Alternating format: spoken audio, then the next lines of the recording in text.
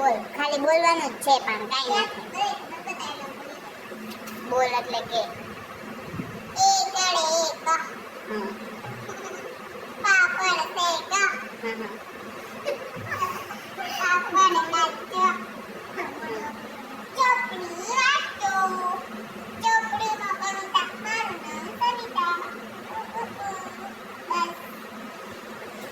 બોલ ને તું, બોલ ને.